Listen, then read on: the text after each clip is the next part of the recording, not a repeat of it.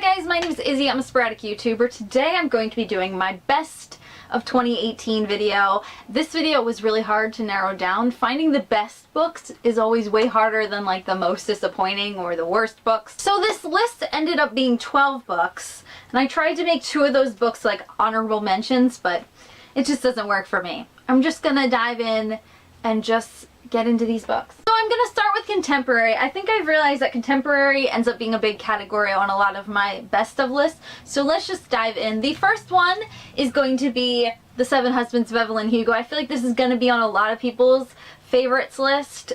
This was gonna be an honorable mention, but it just deserves to be a favorite.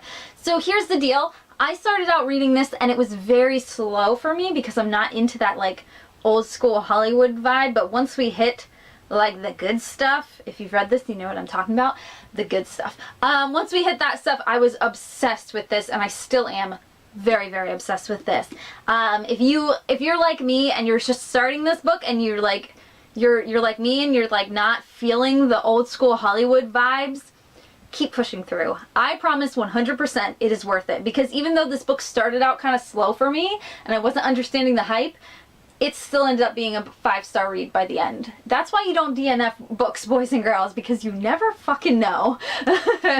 It was really good. I really highly recommend. The next one I may have slightly mentioned in my most disappointing reads. I mentioned there was a book that does 80s references well that is on this list, and that is Eleanor and Park by Rainbow Rowell. I absolutely adored this book entirely. I adore how the relationship builds between these two characters. And I kind of crushing on Park. I mean, whew, it's cute. I loved the references and got most of them, and they weren't so much as a crutch as Ready Player One was. That was garbage. If you haven't seen my most disappointing books of 2018, you can go check that out. It's kind of sad. But yeah, I really enjoyed all the references, and this was just fantastic, and it stuck with me. And I read this at like the beginning of the year, so a book sticking with me through the entire year is like a big deal. So yeah, I absolutely adored this. To this day, I want to like reread it like right now. Like, it's just that good. The next one is A Very Large Expanse of Sea by Tahereh Mafi. Here's the deal. I haven't read the Shatter Me series. I know, crazy, right? I haven't read the Shatter Me series. I have read Furthermore. I did read this past year and loved it and fell in love with her writing style. But when I heard the premise for this one, I needed it. And it's her first contemporary, and I think she does an amazing job, and I hope she does more contemporary. I gotta pick up the Shatter Me series now because I'm obsessed with her writing style. And yeah, anyway, if you don't know what this book is about, it is set in, it's set during post 9/11, and it follows a Muslim girl, who's into breakdancing. So Tahereh Mafi is, a lot of herself is in this main character, and I really love that. I love when authors like really take a chunk of themselves and put them in their book. I think it makes the characters more genuine, and really, it also helps you connect with the characters better. And I was swooning over this, and there's just so much.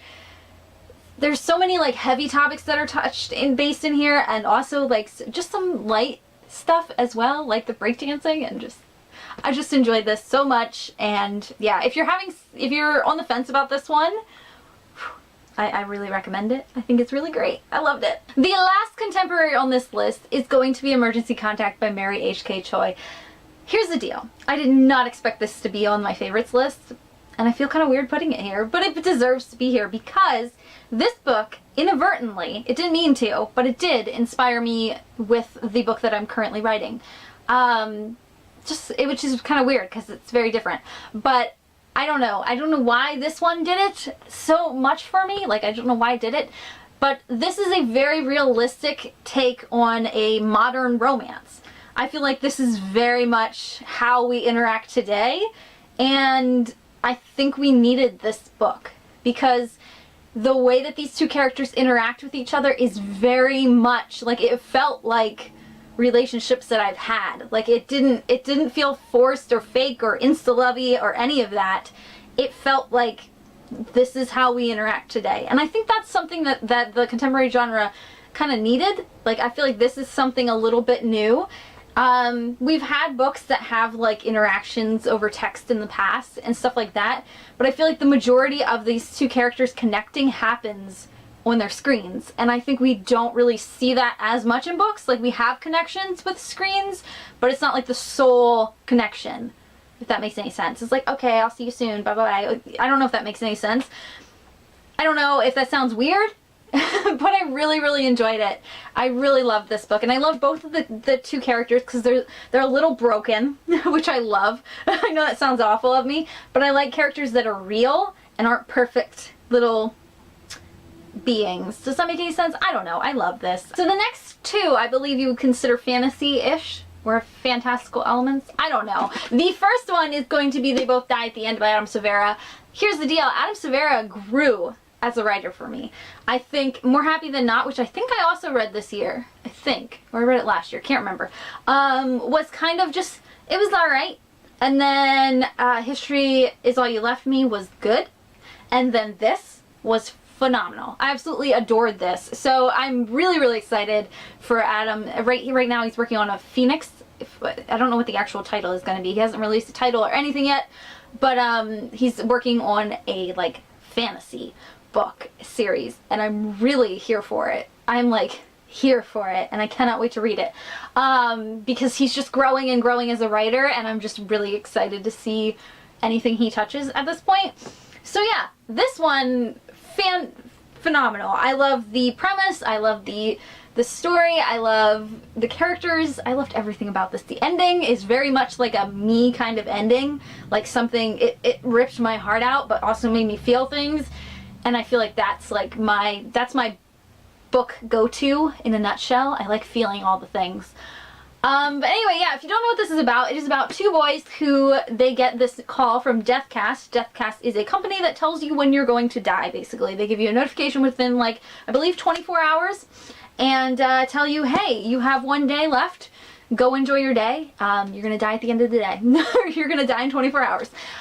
So yeah, so these two characters meet on an app that is designed for death days, and they both are on their death day, so they decide to spend the day together, and it's beautiful and really good. And if you haven't read this yet, you're missing out. You really need to go. Just leave this video right now. Goodbye. Go pick this up. Go to the library. Go do what you gotta do and get it. So good. The next one, I believe the first book was a favorite, I believe, of mine as well, on one of my favorites list. The second one is now a favorite as well, is Thunderhead by Neal Shusterman. This is the sequel to Scythe, the Arc of Scythe series, and I'm super excited for book 3, which is The Toll. I think it's coming out this year. We haven't even gotten a cover yet. I need it. I need it like yesterday. But anyway, this one, it left on like a little bit of a cliffhanger, so I just need the other book now. So if you don't know what this series is about at all, this is set in a world where every disease has been cured, including death. Like every disease, ailment, all of that has been cured, including death. So to keep the population down, there are scythes, which are their job is to glean people, to kill them basically, to keep the population down. And there are sets of rules that they have to follow and all kinds of stuff. But it's like an extreme honor to be a scythe, and this one deals with like some corruption that's going on, and it touches base with like some politics-y stuff, which I kind of like in my books, and they're dystopian and they're really good, and you should go read this. Go read it. Well, read the first book first and then read this one. It's really good. Oh my god, so good. Alright, the next category is going to be thriller/horror. So the first two in this category are going to be Dracula by Bram Stoker and Stephen King's Salem's Lot. Both of these are phenomenal, and yeah, I love them both so very much. I listened to both of them on audiobook. The first one being Dracula, I listened to this with a full cast, and it was phenomenal, and just everything that I wanted from this audiobook. And this edition, by the way, is really pretty. I really like this edition, and I do plan on rereading this at some point and actually physically reading it as well, because I think it'll be a whole new experience. Because if you don't know, this is told entirely in letters, which is very interesting. Letters and journal entries and stuff like that, which is very interesting way to tell a story, but it's still so good. I loved every single second of this book. The next one, Salem's Lot, was, if you don't know anything about this, this is Stephen King's modern day retelling of Dracula, basically. He wanted like a modern day Dracula, and it definitely feels like a modern day Dracula, very much. It has a lot of the same elements, but it's also really, really, really, really scary. I think this has become like my favorite Stephen King novel for that reason. It has definitely moved all the way to the top of the list for me, and I just enjoyed every single second that I was in this world. And whew, I mean, I was scared every second, but I was happy to be there. The reason I read this was I really have been itching to watch the movie as well. And I haven't, or miniseries, I can't remember. I haven't watched it since I was like a kid, and I know I shouldn't have been watching it as a kid. That's the first bad thing. But anyway, but even while reading this, like, I'm getting creeped out because I'm remembering like scenes from the movie, and I'm just like, no, no, no, no. Yeah, I mean, I still haven't rewatched the movie. We have it downstairs. Josh and I plan on watching it at some point. I'm really excited to be scared all over again. Even if it's probably going to be a little cheesy, I'm here for it. But anyway, I loved this. I loved this so much, and it was so creepy and just everything you would expect from a modern day Dracula retelling. The next one is Bird Box by Josh Malerman. This one I feel like is going to be on some people's lists. I feel like, especially since the movie came out, a lot of people watched this, read this. I read this early in the beginning of the year before the movie was even announced. Like, we had no inkling of a movie at all, and then all of a sudden we're like, oh, they're making a movie, and I'm like, and I did watch the movie recently. I did enjoy it. Did I like the book better? Yes. But not that much. I feel like it was a really good adaptation, or maybe I'm just getting like lenient in my old age. But I thought the adaptation was really well done. I thought the casting was really well done. Some people were iffy on their casting of Sandra Bullock, but I'm absolutely obsessed with Sandra Bullock, so I was totally cool with it. Yeah, I really enjoyed the movie. I thought it was really good. But anyway, the book is phenomenal and had me legit scared, which is, again, a thing that I really appreciate in horror books. And like, if you legit scare me to the point where I like come upstairs and I can't look out that window at night, like I can't come into my office at night and look out that window because it's like dark out there and I'm scared, that's how you know that the book is good for me. That's how you know it's a good horror. And this one did this. I came up here and I would not look out windows because I was so scared that I was going to see it or whatever, you know, people see, and I was like terrified. I'm like, nope, nope, nope, nope, nope. The next one should be no surprise to anyone, and that is Body Counter by Anne Fraser. So here's the deal. If you haven't read this one, if you haven't read the first book, which is Body Reader, you don't need to read that to read this one. This is the sequel, but they're different stories on their own, so it doesn't matter. I do recommend it because I'm a super huge fan, but you don't have to. But anyway, this follows a detective who is investigating a murders that are growing in size. Like, they keep getting more and more brutal and growing, and whew, and whew, it's fun. It's gruesome and whew, and it's fun, and I really liked it. That is probably the wrong word, is fun. It's probably way wrong. But anyway, yeah, I love everything Anne Fraser touches, and if you want to give her a shot, if you're new to her, I really recommend, if you have the Kindle app, a lot of times her books end up coming up for pretty cheap because she is now with Thomas & Mercer, which is a Amazon publisher, I believe. So a lot of times her books will come up on Kindle for relatively cheap. So if you're looking for, you know, a good thriller and fast-paced thriller, one of the things I really love about her, she tells from multiple points of view, which is a big thing for me. Like, I feel like that's like a huge go-to. If a book is told in multiple points of view, it's like a huge go-to for me. I really like that a lot because I feel like it makes the characters more well-developed. It makes the situation that we're in more developed, the scene, and it's faster paced as well. I feel like the more points of view you have, the faster the story goes because you want to keep getting back to a certain person's point of view, or you need to know what's going on. But anyway, yeah. Obsessed with her as a writer. She keeps growing as a writer, and I just can't get enough of her. And she's working on a new book right now, and I want to know what it is and what she's doing, and I want it in my hands, and I can't wait. It's gonna be so good. Everything she touches is great. She's my favorite author. I'm a little biased, but I really recommend this one if you're looking for a good thriller. So the next two that I have here are just other. I have a play, and I have a graphic novel. So it should be of no surprise what graphic novel ended up on this list. It really shouldn't. The only other one that I wish I had a physical copy of, because I did borrow it from the library. I borrowed this one from the library, but then I splurged and got myself a copy. I wish I had Bingo Love, because I did read that as well this past year, and I absolutely adored it, and I gave that 5 stars as well. If you follow me on Instagram, there is one panel that really spoke to me in that graphic novel. Like, I can't even look at it without like crying, and I can't even like think about it without choking up a little bit. But it was just, that book was just everything. It follows a bisexual woman who is later in life, and how she reconnects with a past love, and it was just, kind of everything, and I love it, and I need my own physical copy. But anyway, we're here to talk about this one. So this is The Prince and the Dressmaker. I saw everyone talking about this, and I wasn't even going to read it. Fortunately, the library had it, and I'm just like, I'll give it a go. And because I looked on the cover, and it just kind of seemed like a heteronormative relationship was going on here, and I'm like, eh. And I thought it was just a prince and a dressmaker, and I didn't like look at the whole picture here. So if you don't know what this is about, it is about a prince who likes to dress up in drag, basically, and go out on the town.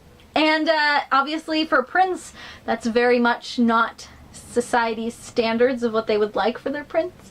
So he does all this in secret, and he has this dressmaker hired, and she is basically creating these amazing, elaborate dresses for her. And yeah. She's tired of being, you know, kind of in the shadows, and she's tired of being like a secret, so it follows her story as well. It was just beautiful. This is everything that I wanted, that I didn't realize that I wanted. I really recommend you pick this up. It's beautiful and cute, and now there's sirens outside. They're coming to take me away because I died after reading this because it was that good. I really shouldn't joke about that. There were like 4 ambulances down the street from me. I don't know what's going on. Anyway, read this book. And the last on my list, I may have saved the best for last. I'm not gonna lie. This might actually be my favorite that I read this year. So, this is a play, and I listened to it. I did not read it, but I needed a physical copy because I'm obsessed with this. So this is called Girls and Boys by, it's a play by Dennis Kelly, and it was a free Audible book. Wasn't even gonna get it, but I clicked the little, like, you know, you can listen to a little sample, and it was really funny. Hilarious. Like, I'm like, okay, I need that. I need that in my life. Give me that. So I got it, and it sat in my Audible thing there for a little bit, and then finally, I listened to it when I picked Josh up from the airport. I was sitting in the cell phone lot, waiting for him to get off his flight, and started listening to it then, and then on the way home, when he finally fell asleep, I started listening to the last of it, which was a terrible idea because I went from laughing hysterically in the cell phone lot to being almost home, relatively close to home, so it's alright. I was uncontrollably sobbing. Like, uncontrollably sobbing while driving. Fortunately, Josh was awake, so he didn't have to witness any of this that was going on. But yeah, this play was everything. And this play is only like 40 minutes long. I mean, look at it. It's like a baby. The play is like 40 minutes long. And a little, since I'm not super subscribed to on YouTube, I'm hoping that I can get away with saying this and telling you guys. And so someone uploaded this on YouTube. So yeah, I think it should still be here. So I think you just have to search Girls and Boys Dennis Kelly. Girls and Boys by Dennis Kelly, Audible exclusive, something like that. Audible original, something like that. It is just completely a monologue. It's everything. This is everything. Go. It's worth 40 minutes of your time. I swear to God, I promise 100% that it is worth your time. Seriously, after this video, you need to go and you need to listen to it now. Like, I'm not kidding. It is worth every single second of your time, and then we can talk about it. Come back to this video and talk to me about it in the comment section below, or message me on Instagram, or talk to me on Twitter, because I need someone to listen to this and talk to me about it, because I haven't had anyone to talk to about it, and it's really killing me. But anyway, yeah, seriously, this will make you laugh at one moment, and then the next moment you will be sobbing uncontrollably in your car. Welcome to my world. Yeah, so there's a reason why this ended up on my favorites list, because like I've said before, if a book makes me laugh and cry and feel all the things, that's usually how it ends up on my favorites list. And I'm a big baby. I may be a Slytherin, but deep down I'm just the big baby like Malfoy. So there you have it. Those are all of my favorites. My favorites of 2018. The books that I just love so much that I want to put down because they're very heavy. So anyway, there you go. If you loved any of these books, let me know in the comment section below. If I made you want to read any of them, please let me know as well. I love you guys. I'm gonna go. Peace, I'm out, goodbye, all that fun stuff. Let me know if you did like a favorites video of 2018, because I do like to watch them, and I like to see what everybody's worst books are too, because that's fun. Anyway, I'm gonna go. I love you. Peace, I'm out, goodbye, all that fun stuff.